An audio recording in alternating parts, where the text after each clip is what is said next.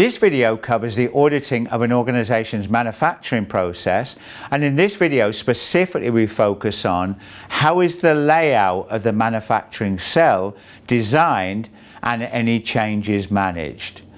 Watch this video and identify whether the auditor audits this activity effectively. So following up on our discussion we had in the office, how do you guys design your layout or discuss the layout of the work area? Right, so on an annual basis for each cell I do a time study, because as continual improvement manager one of my responsibilities is to drive OEE improvement. So on an annual basis we look at the layout of every one of the cells, and based upon that we identify areas that we can continually improve. Okay. And who's involved in these reviews? Really, it's just me, because I'm the continual improvement manager. I have an objective to improve OEE by 1.5% this year, so it's my responsibility. Okay, well, that's a little bit of an issue. You know, IATF 16949 7.1.3.1 states, plant, facility, and equipment planning requires a multidisciplinary team. All right, I've heard of IATF. We've obviously got certification, but I've never really read the requirements, so maybe I do need to have a look at that, because I was unaware that we need to use a team. I say it's just so difficult for me to try and get other people involved in continual improvement here. Right, right. I see that you changed the layout of cell 2. Yeah, cell 2, we made some quite substantial layout changes.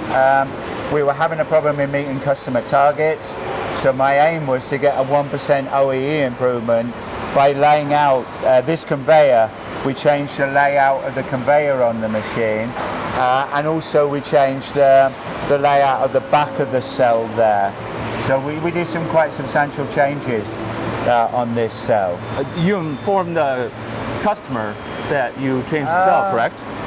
No. So the customer's not aware of the changes in this cell. If we bring in a new machine, then we would involve the customer. But in this case, as an existing machine, we've just done some layout changes to improve OEE. So we didn't involve the customer in that. Okay, so I pulled up the customer specifics here, and it states that you have to inform them of any line changes, and then they will inform you if a new PPAP is required. Right, I'm not aware of any Jaguar Land Rover, in this case, customer-specific requirements. I know about their product requirements for this, but I'm not aware of any customer-specific requirements. Okay, well, I'll be following up on this. Right, okay. The good thing is the auditor is down on the shop floor following up on audit trails related to the plant layout. There is evidence that the plant layout is not determined by a multidisciplinary team, and changes have been made to the process without any risk analysis and also without the customer being informed. Whether this is necessary will depend on relevant customer-specific requirements. As seen, this could form the basis for a major nonconformity against the IATF requirement 7.1.3.1 plant, facility and equipment planning. Let's summarize the key learning points. Auditors should always follow audit trails to verify an effective process for making sure that the plant layout, the plant facility and the equipment is laid out effectively.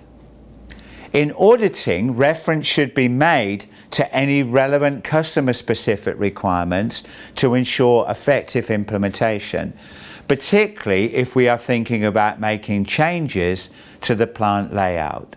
For more information, visit the website in the description, and don't forget to subscribe.